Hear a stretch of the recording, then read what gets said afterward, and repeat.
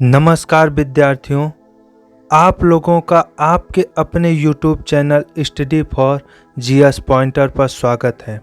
मैं सर्वेश शुक्ला आप लोगों के बीच आज इतिहास के बहुत ही महत्वपूर्ण अध्याय वैदिक संस्कृति, ऋग्वैदिक एवं उत्तर वैदिक काल के महत्वपूर्ण प्रश्नों का श्रृंखला लेकर आया हूँ। इतिहास में वैदिक संस्कृति का स्थान बहुत ही महत्वपूर्ण स्थान है, इसलिए मैं आप लोगों से निवेदन करूंगा कि आप लोग इस अध्याय को बार बार अभ्यास करें ताकि यहाँ से कोई प्रश्न आप लोगों का कभी छूटे ना। यह बहुत ही महत्वपूर्ण अध्याय है। तो अध्याय 4 इतिहास का वैदिक संस्कृति, ऋग्वैदिक एवं उत्तर वैदिक काल। ऋग्वैदिक एवं उत्तर वैदिक काल यानी कि वैदिक संस्कृति के महत्वपूर्ण प्रश्नों की श्रृंखला का हम शुरुआत करते हैं। पहला प्रश्न है, आर्यों का मूल निवास स्थान माना जाता है। आल्पस पर्वत के आसपास यूरेशिया। डॉक्टर संपूर्णानंद के अनुसार आर्यों का मूल निवास स्थान आल्पस पर्वत के आसपास यूरेशिया था। भारत में आर्यों की जानकारी मिलती है ऋग्वेद से। ऋग्वेद में आर्य शब्द का उल्लेख कितनी बार हुआ है? 36 बार। आर्यों का मुख्य व्यवसाय था पशुपालन। आर्य समाज थी पुरुष प्रधान। 3000 ईसा पूर्व में कहाँ पर घोड़े के हजारों अस्थियां मिली हैं? यूराल क्षेत्र से। किस अभिलेख से यह जानकारी मिलती है कि 1600 ईसा पूर्व में ईरानी आर्यों की एक शाखा भारत आई थी? कशाइट अभिलेख से। किसके अनुसार आर्यों का मूल स्थान आर्कटिक क्षेत्र उत्तरी ध्रुव था? बाल गंगाधर तिलक। किसके अनुसार आर्यों का मूल स्थान पामीर का पठार था? मेयर कीथ और ओल्डनबर्ग के अनुसार। पी गाइल्स के अनुसार आर्यों का मूल स्थान था हंगरी, यूरोप, डेन्यूब नदी घाटी। पी गाइल्स के अनुसार आर्यों का मूल स्थान हंगरी थी या फिर डेन्यूब नदी घाटी थी। मैक्स मूलर के अनुसार आर्यों का मूल स्थान था मध्य एशिया, बैक्टीरिया। किसने आर्यों का मूल स्थान कश्मीर और हिमालय क्षेत्र माना है? एल.डी. कल्ला ने। एल.डी. कल्ला ने आर्यों का मूल स्थान कश्मीर और हिमालय का क्षेत्र माना है। किसके अनुसार आर्यों का मूल स्थान सप्त सैंधव क्षेत्र था? डॉक्टर अविनाश चंद्र। सर्वाधिक मान्य स्थान है यह। मैक्स मूलर के अनुसार ऋग्वेद की रचना का समय काल है 1200 से 1000 ईसा पूर्व। किसके अनुसार ऋग्वेद की रचना का समय काल 6000 ईसा पूर्व है? बाल गंगाधर तिलक। ऋग्वैदिक काल का समय काल है 1500 से 1000 ईसा पूर्व। ऋग्वेद में कुल कितने मंडल हैं? 10। ऋग्वेद में कुल कितने सूक्त हैं? 1028 सूक्त हैं। ऋग्वेद का कौन सा मंडल सर्वाधिक प्राचीनतम है? दूसरा व 7वां मंडल। ऋग्वेद का कौन सा मंडल नवीनतम है? पहला एवं 10वां मंडल। ऋग्वेद के मंत्रों का पाठ करने वाले पुरोहित को कहते हैं होत्री। ऋग्वेद के ब्राह्मण हैं ऐतरेय व कौशिकी। ऋग्वेद का उपवेद है आयुर्वेद, प्रजापति से संबंधित है। ऋग्वेद के द्वितीय, तृतीय, चतुर्थ, पंचम, षष्ठ, सप्तम, अष्टम, नवम मंडल के रचयिता हैं क्रमशः। द्वितीय मंडल के रचयिता गृत्समद हैं। तृतीय मंडल के रचयिता विश्वामित्र हैं। चतुर्थ मंडल के रचयिता वामदेव हैं। पंचम मंडल के रचयिता अत्रि ऋषि हैं। षष्ठ मंडल के रचयिता भारद्वाज ऋषि हैं। सप्तम मंडल के रचयिता वशिष्ठ हैं। अष्टम मंडल के रचयिता कर्ण व आंगिरस हैं। नवम मंडल के रचयिता अंगिरा हैं। ऋग्वेद में माता पिता का उल्लेख कितनी बार किया गया है? पिता का 335 और माता का 234 बार। ऋग्वेद में जन व विष का कितनी बार उल्लेख किया गया है? जन का 275 व विष का 170 बार। ऋग्वेद में गांव के ऊपर की इकाई को विष कहते थे। गांव के ऊपर की इकाई को विष कहते थे। आधुनिक समय में इसको तहसील समझ सकते हैं आप। ऋग्वेद में इंद्र व अग्नि का कितनी बार उल्लेख किया गया है? इंद्र का 250 तथा अग्नि का 200 बार। ऋग्वेद में अश्व व गाय का कितनी बार उल्लेख किया गया है? अश्व का 215 व गाय का 176 बार। ऋग्वेद में विष्णु व सोम देवता का कितनी बार उल्लेख किया गया है? विष्णु का 100 तथा सोम का 144 बार। ऋग्वेद में सभा और समिति का उल्लेख कितनी बार किया गया है? सभा का 8 बार व समिति का 9 बार उल्लेख किया गया है। ऋग्वेद में विदत का कितनी बार उल्लेख किया गया है? विदत का 122 बार उल्लेख किया गया है। सर्वाधिक प्राचीनतम सभा स्थल है विदत। अथर्ववेद में इसका उल्लेख है। ऋग्वेद में गंगा व यमुना का कितनी बार उल्लेख किया गया है?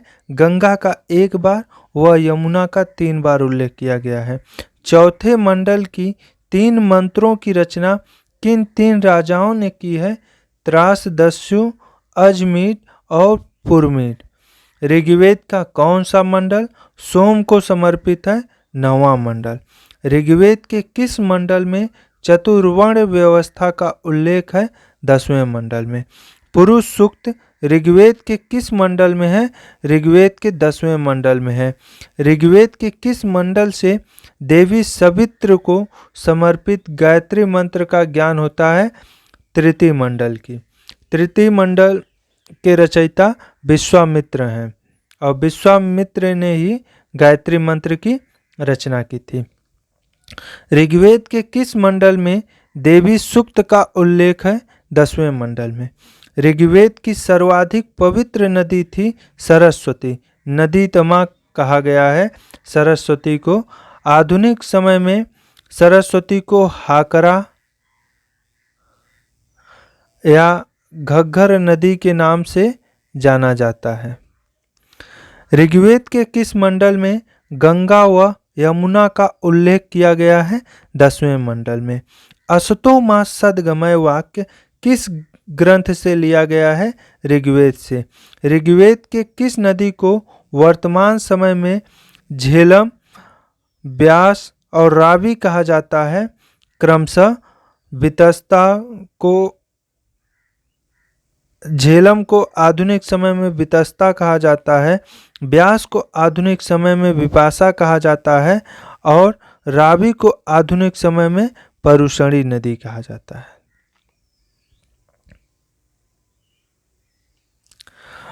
ऋग्वेद के किस नदी को वर्तमान समय में घग्गर, कुर्रम, काबुल व गंडक कहा जाता है? घग्गर का प्राचीन नाम त्रिस्वदती और कुर्रम का प्राचीन नाम क्रुभ था तथा काबुल का प्राचीन नाम कुभा व गंडक का प्राचीन नाम सदानीरा था। ऋग्वेद के किस नदी को वर्तमान समय में चेनाब, सतलज, गोमती व सोहन कहा जाता है? चेनाब का प्राचीन नाम अस्किनी था, सतलज का प्राचीन नाम सतुर्दी था, गोमती का प्राचीन नाम गोमल व सोहन नदी का प्राचीन नाम सुषोमा था। ऋग्वेद के किस नदी को वर्तमान समय में कमरुवर्मन व स्वात कहा जाता है? कमरुवर्मन का प्राचीन नाम मरुदवृद्धा और स्वात का प्राचीन नाम सुवास्तु था। किन्हें भारतीय सभ्यता व संस्कृति का संस्थापक माना जाता है? आर्यों को। आर्य शब्द का शाब्दिक अर्थ है उत्तम, श्रेष्ठ व उच्च कुल में जन्मा। साम का तात्पर्य है गान। सारे गामा प ध नी की उत्पत्ति किस वेद से हुई है? साम वेद से। भारतीय संगीत का जनक किस वेद को कहा जाता है? साम वेद को। साम वेद के मंत्र किस देवता को समर्पित हैं? सूर्य देवता को। साम वेद का ऋत्विक कहलाता है उद्गाता। साम वेद का उपवेद है गंधर्व वेद, नारद संहिता से संबंध है।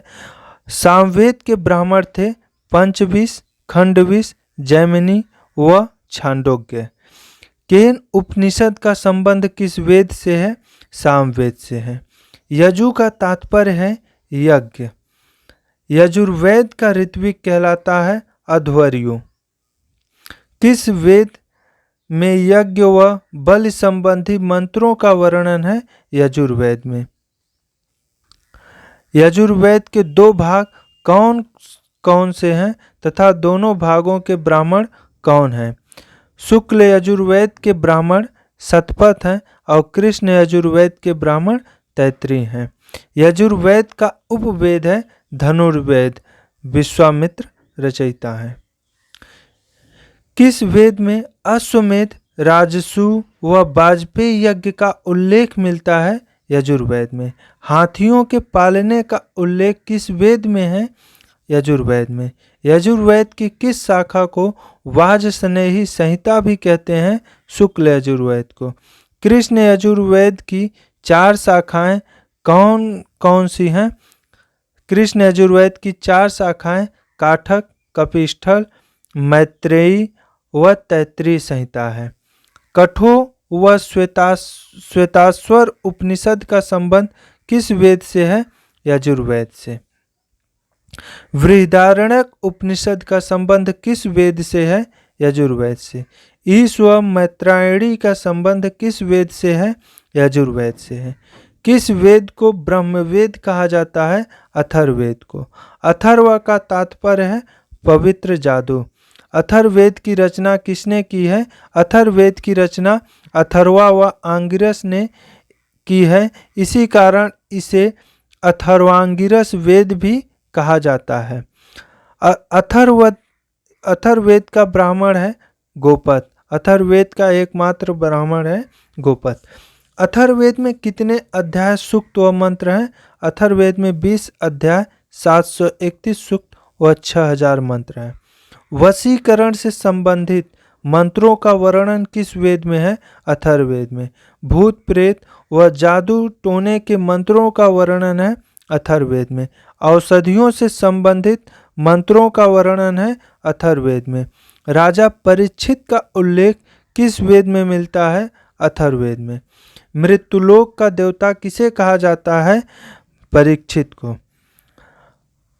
अथर्ववेद के अध्येता को कहा जाता है ब्रह्मा। अथर्ववेद का उपवेद है शिल्पवेद। वास्तुशास्त्र का उल्लेख किस वेद में मिलता है? अथर्ववेद में। किस वेद में सभा व समित को प्रजापति की 2 पुत्रियां कहा गया है? अथर्ववेद में। मुंडको प्रश्नों व मांडुक्यो उपनिषद का संबंध किस वेद से है? अथर्ववेद से है। वनों में रचे जाने के कारण कहे गए हैं इन्हें आरण्यक ग्रंथ। भारतीय दर्शन का स्रोत अथवा पिता कहा जाता है उपनिषद को। उपनिषद से तात्पर्य है समीप बैठना। अश्वमेध यज्ञ का उल्लेख किस उपनिषद में हुआ है? बृहदारण्यको उपनिषद में। यम व नचिकेता का संवाद किस उपनिषद में मिलता है? कठोपनिषद में। सत्यमेव जयते उल्लिखित है मुंडको उपनिषद में। राजा की उत्पत्ति का सिद्धांत सर्वप्रथम मिलता है ऐतरेय ब्राह्मण में। याज्ञवल्क्य व श्वेत केतु का संवाद किस उपनिषद में मिलता है? ईशो उपनिषद में। याज्ञवल्क्य और गार्गी का संवाद किस उपनिषद में मिलता है? बृहदारण्यक उपनिषद में। वैदिक काल में किस देवता को पुरंदर कहा गया है? इंद्र को। पुरंदर का तात्पर्य है दुर्गों को तोड़ने वाला। ऋग्वैदिक काल में आर्यों के शासक वर्ग थे भरत व त्रित्सु। भरत कबीले के पुरोहित थे वशिष्ठ। भरत कबीले के पुरोहित थे वशिष्ठ। पंचजन कबीले के पुरोहित थे विश्वामित्र। प्रसिद्ध दासराज युद्ध किस नदी के तट पर हुआ था? परुशणी रावी नदी के तट पर हुआ था।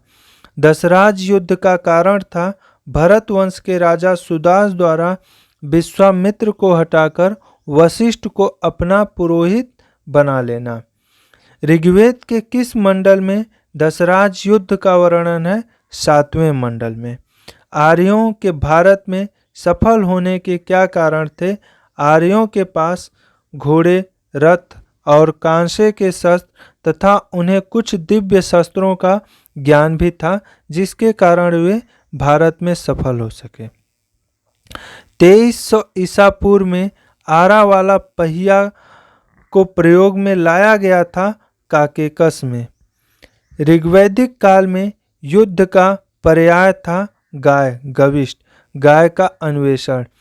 ऋग्वैदिक काल में गाय को लेकर कई युद्ध हुए हैं, इसलिए युद्ध का पर्याय बन गई थी गाय। गाय के ही कारण अक्सर ऋग्वैदिक काल में युद्ध होते रहे हैं, क्योंकि सबसे कीमती वस्तु गाय थी उस समय। ऋग्वैदिक काल में प्रमुख धन थी गाय। ऋग्वेद में किन शिल्पियों के उल्लेख मिलते हैं? बढ़ई, रथकार, बुनकर, चर्मकार व कुम्हार। ऋग्वेद में उल्लेखित अयस का तात्पर्य है तांबा, कांसे।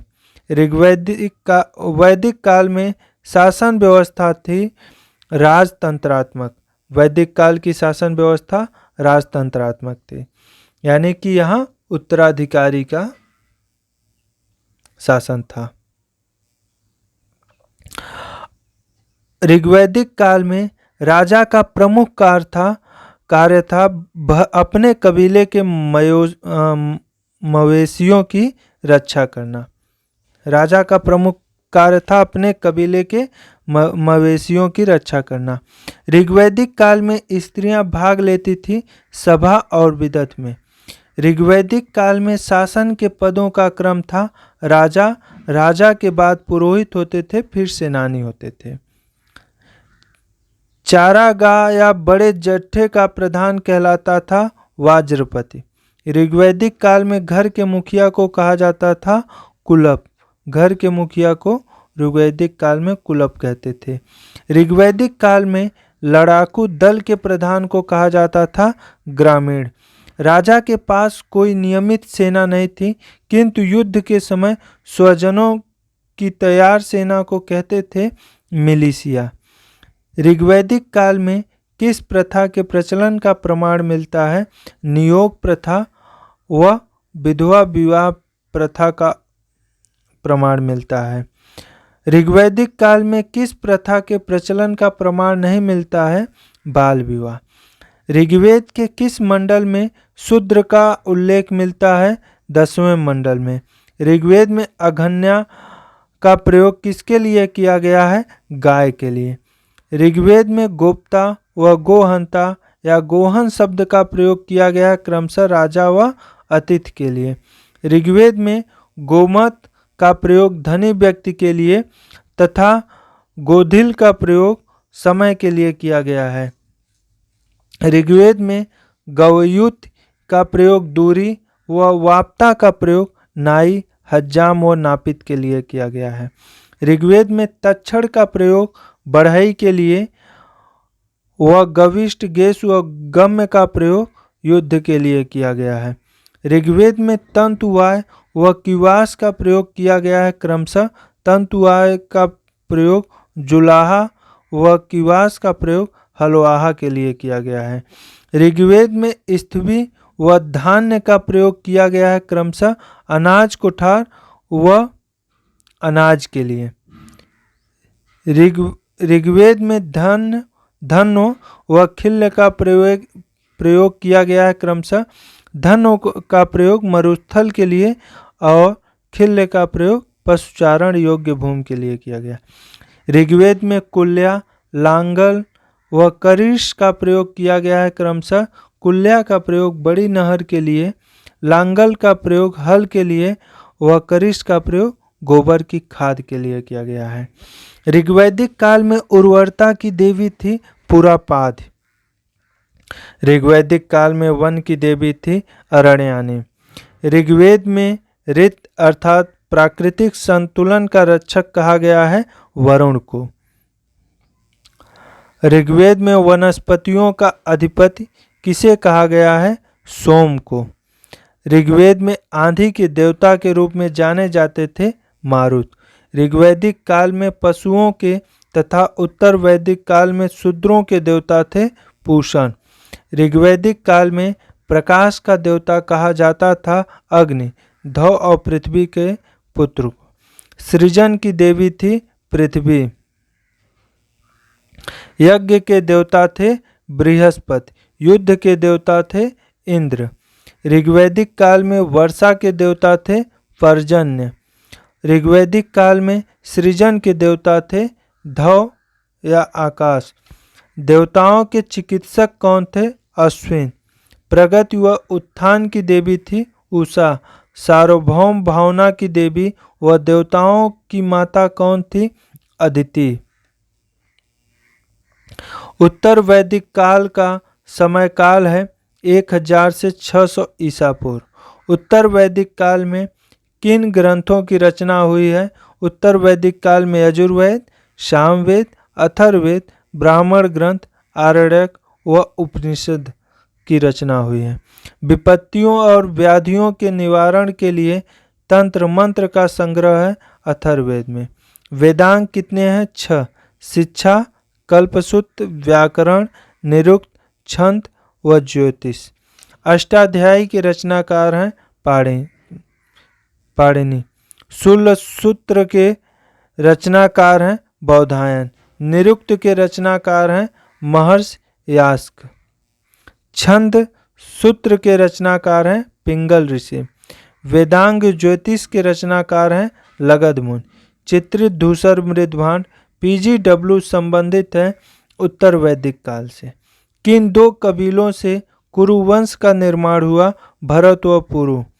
1000 ईसा पूर्व में लोहे के साक्ष्य कहाँ से प्राप्त हुए हैं? धारवाड़, कर्नाटक से। उत्तर वैदिक काल में लोगों का मुख्य व्यवसाय था कृषि। वैदिक काल में चावल को कहा जाता था व्रीहि। सूदखोर व कुशीदीन का उल्लेख किस ग्रंथ में मिलता है? शतपथ ब्राह्मण में। निष्क था स्वर्ण आभूषण। शतमान, कृष्णवत व वृषण किसके प्रकार थे? सिक्कों के प्रकार थे। ऐतरेय ब्राह्मण के अनुसार पूर्व, पश्चिम, उत्तर, दक्षिण व मध्य देश के राजाओं की उपाधि थी। पूर्व के राजाओं को सम्राट कहा जाता था, पश्चिम के राजाओं को स्वराट कहा जाता था और उत्तर के राजाओं को विराट, दक्षिण के राजाओं को भोज और मध्य देश के राजाओं को राजा कहा जाता था। राजसू यज्ञ कराने वाले पुरोहित को कितनी गायें दान में दी जाती थी? 2,40,000 गाय। कई ग्रामों का समूह कहलाता था विष। अनेक विषयों के समूह को कहते थे जन या जनपद। हिंदू धर्म में 16 संस्कारों की संख्या है क्रमशः 16 संस्कार हैं। पहला संस्कार गर्भाधान, पुंसवन, सीमंतोन्नयन। यह जो तीनों संस्कार हैं ये जन्म के पूर्व हैं।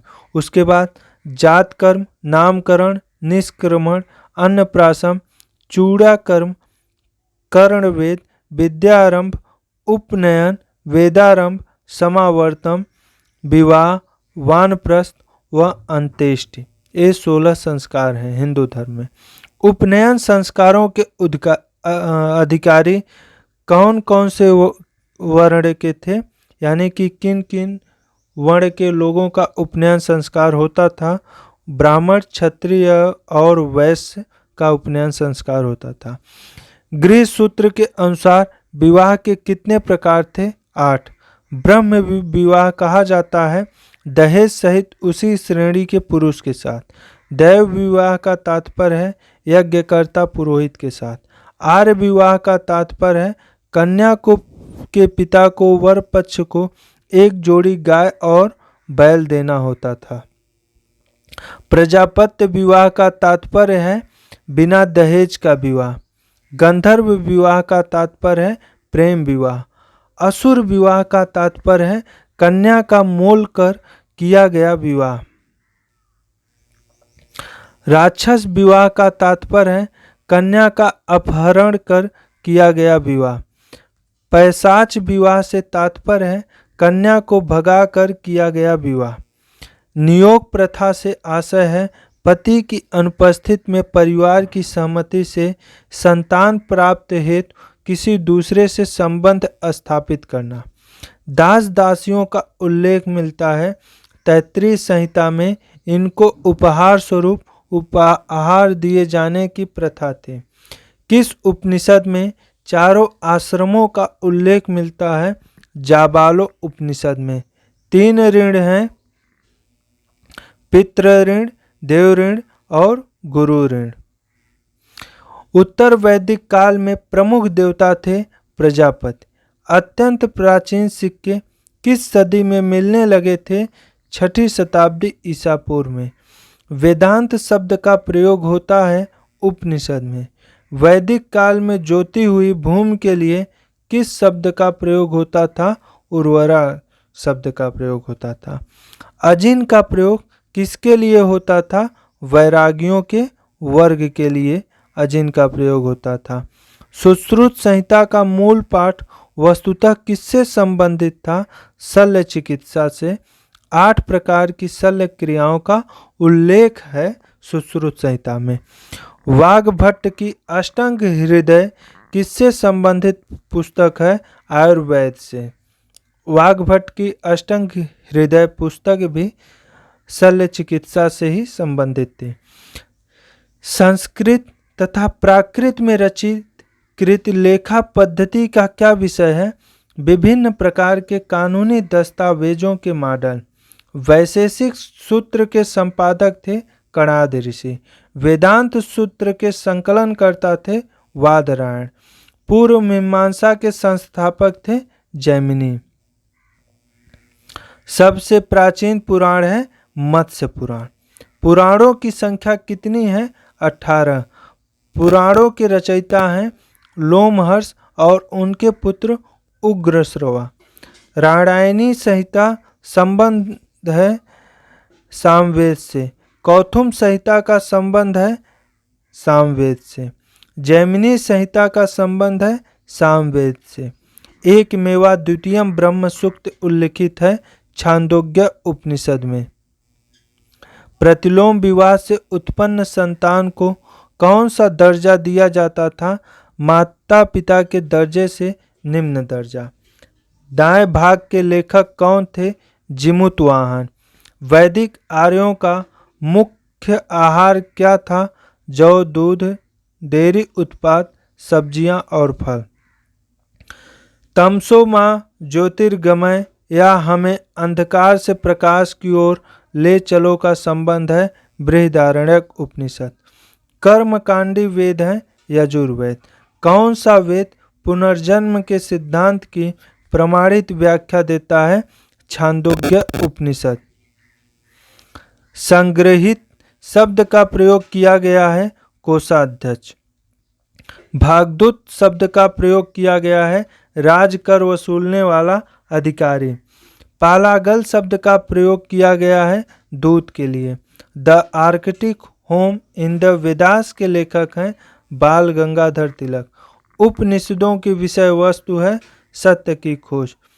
मिताक्षरा के अनुसार पुत्र को पैतृक संपत्ति में अधिकार होता था उसके जन्म लेते ही। बौधायन सूत्र के अनुसार राजा अपनी प्रजा की रक्षा करता था जिसके बदले में उसे प्रजा से प्राप्त होता था उनकी उपज का 6ठा भाग।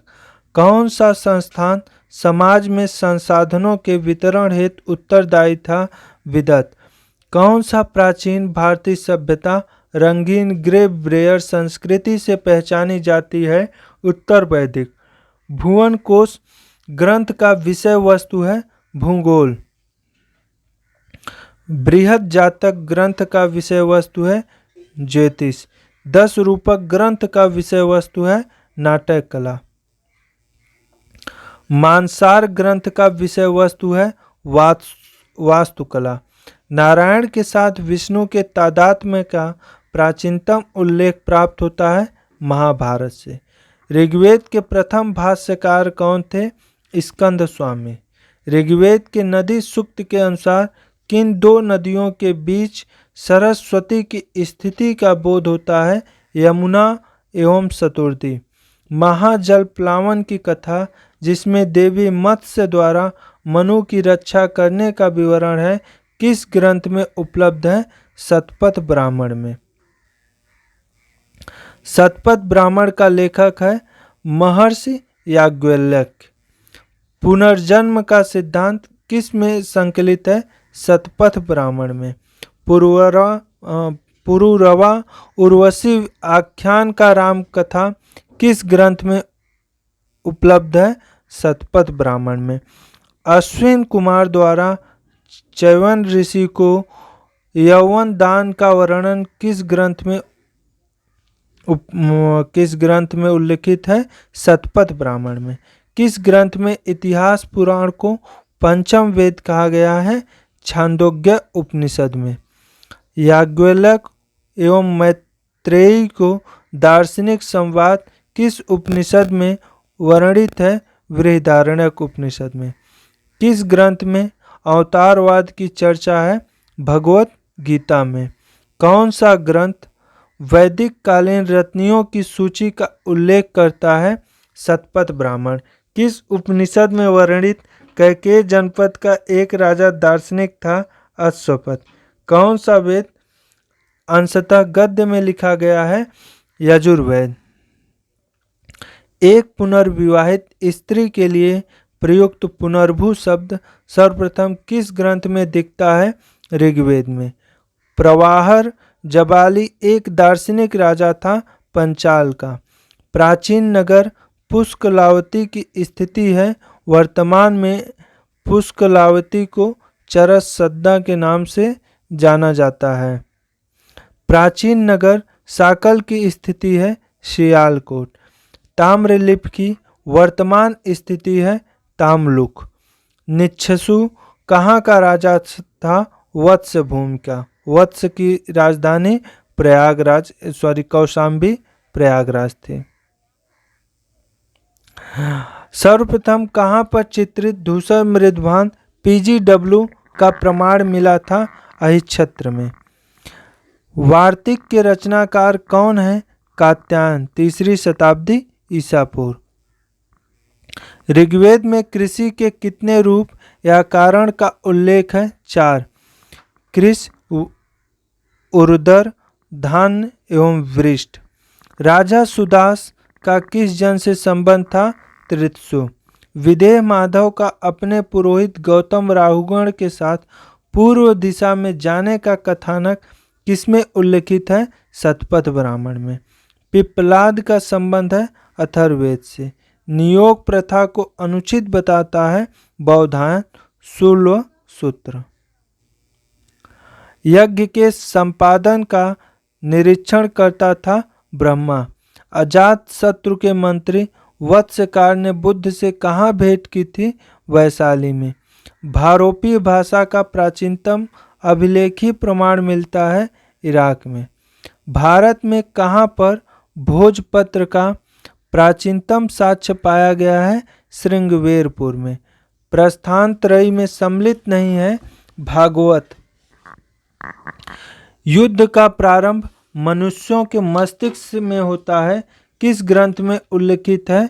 अथर्ववेद में। भारत का पहला प्रसिद्ध ज्योतिष शास्त्र का ज्ञाता था आर्यभट्ट। बोगज कोई अभिलेख मिला है तुर्की में। पंचतंत्र किसने लिखा है? विष्णु शर्मा ने। वेदों के काव्यात्मक हिस्से को कहा जाता है संहिता। वैदिक युग की सर्वाधिक प्राचीन संस्था कौन सी थी? विदत।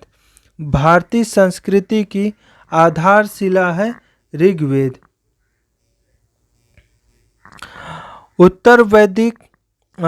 ऋग्वेद संहिता की रचना हुई थी सप्त सिंधु प्रदेश में। ऋग्वैदिक आर्यों की भाषा क्या थी? संस्कृत। वैदिक शब्द ऋत का आशय है नैतिक नियम से। वैदिक कालीन देवताओं की संख्या थी 33। समुद्र पर्यंत पृथ्वी के शासक को एकराट कहा गया है ऐतरेय ब्राह्मण में। अयोध्या का सर्वप्रथम उल्लेख कहाँ मिलता है? अथर्ववेद में। शतपथ ब्राह्मण में विस्तार से वर्णन किया गया है धार्मिक कर्मकांड का। ऋग्वैदिक काल में अश्वत्थ वृक्ष किसे कहा जाता था? पीपल को। उत्तर वैदिक कालीन किस विचारक ने वेदों की महिमा का खंडन किया है? कौत्स ने। ऋग्वेद में कौन से वैदिक देवता सहस्त्र स्तंभों वाले भवन में निवास करते हुए वर्णित हुए हैं? मित्र व वरुण। कौन सा ग्रंथ भारतीय गणित का प्राचीनतम साक्ष्य है? शूलसूत्र। सर्वप्रथम किस ग्रंथ में हिरण्यकार शब्द मिलता है? यजुर्वेद में। बालखिल्य का संबंध किस वेद से है? ऋग्वेद से। सोम यज्ञ माना जाता है अग्निष्टोम। किस यज्ञ में 25 यूपों के प्रयोग का विधान था? पुरुष मेध में। ऋग्वैदिक कालीन किस देवता का रथ बकरे खींचते थे?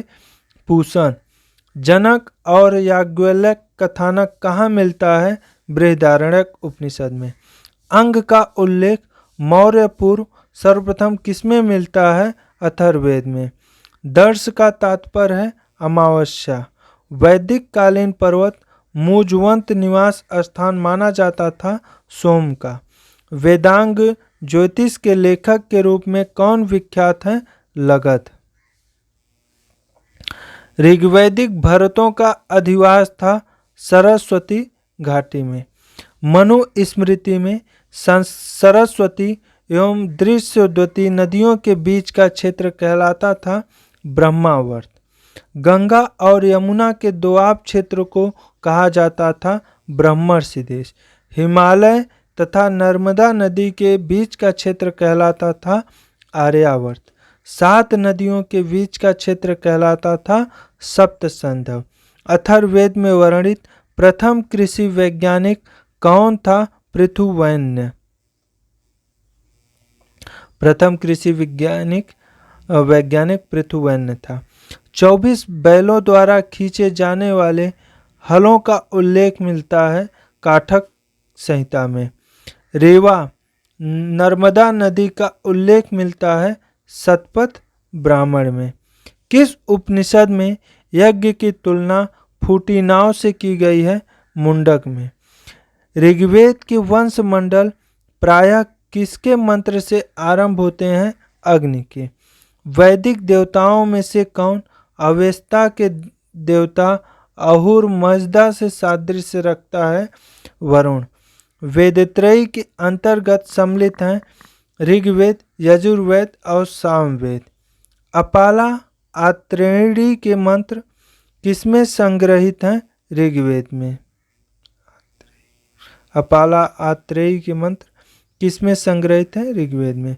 देवकी पुत्र कृष्ण का प्राचीनतम उल्लेख कहाँ मिलता है? छांदोग्य उपनिषद में। अविवाहित कन्या का पुत्र किस नाम से जाना जाता था? कानिन पुत्र। ऐसे पुत्र जिनके पिता के विषय में कोई जानकारी नहीं होती थी उसे कहते थे गूढ़ज पुत्र। ब्राह्मण पुरुष तथा शूद्र स्त्री के संयोग से उत्पन्न पुत्र कहलाता था पार्श्व पुत्र। शुल्गव यज्ञ किसके लिए जाना जाता था? रुद्र के लिए। गूढ़ज पुत्र को वेश्या का पुत्र भी कहा जा सकता है। दूत क्रीड़ा जिस कर्मकांड का अंग थी वह है राजसु। यजुर्वेद की संहिताओं में से किसमें केवल सूक्त हैं, गद्य नहीं, वाजस नहीं? आजीवन अविवाहित रहने वाली कन्याओं को कहा जाता है अमाजु। कन्या के विदाई के समय जो उपहार एवं द्रव्य दिए जाते थे उसे कहते थे वहतु। आज के समय में उसे दहेज कहा जाता है। ऋग्वेद में चारागाह के लिए प्रयुक्त शब्द है गव्य व गव्यत। ऋग्वेद में उल्लिखित वधिका, शैलूष, कुलाल व समपा शब्द से आशय है क्रमशः वधिका अश्वदेवी से संबंध है, शैलूष का संबंध अभिनेता से है, कुलाल का संबंध कुंभकार से, समपा का संबंध पवित्र कुटिया है। वैदिक काल में वैद्य को कहा जाता था भिषज। श्रेणी का प्रधान व्यापारी को कहते थे श्रेष्ठीन। वैदिक संस्कृति ऋग वैदिक काल एवं उत्तर वैदिक काल के महत्वपूर्ण प्रश्नों का श्रृंखला हमने जो तैयार किया था नोट्स के रूप में, उस नोट्स को हमने आज अपने YouTube channel study for GS pointer पर अपलोड किया है। उम्मीद है कि आप लोग निरंतर इस चैनल से जुड़े रहेंगे और अपना अभ्यास करते रहेंगे। यह अपने इस चैनल को लाइक, शेयर और सब्सक्राइब जरूर करें तथा दूसरों को भी शेयर करें और बेल आइकन जरूर दबाएं। धन्यवाद।